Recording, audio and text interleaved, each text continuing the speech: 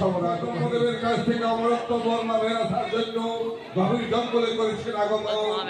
এইদিকে মহিষাসুর গভীর জঙ্গলের দিকে করেছেন আগমন।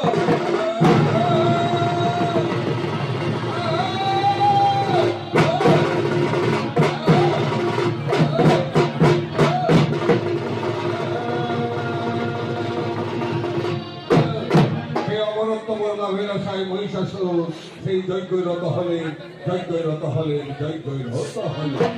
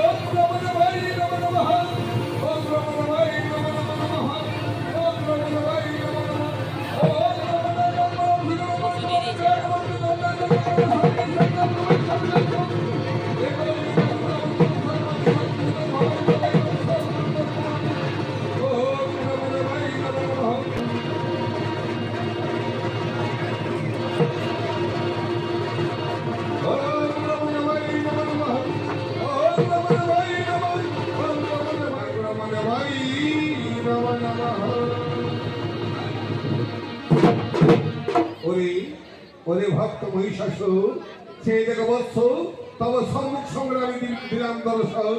বলো ভক্ত কি চাও, কি জন্য তুমি আমায় করেছ আরাধনা?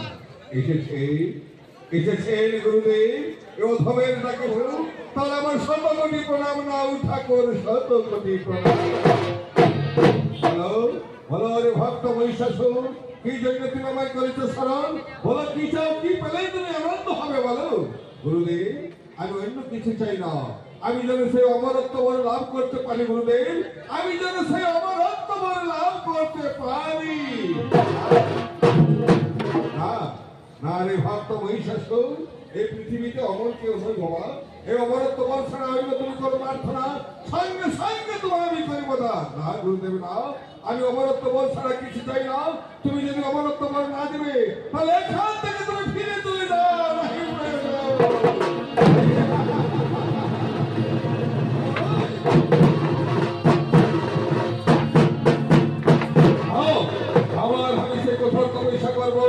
দেখি দেখি গুরুদেব আমায় কতক্ষণ অমরত্ব বর না দিয়ে থাকতে পারে। এই আমি তপস্যায় রত হলাম, তপস্যায় রত হলাম, তপস্যায় রত হলাম।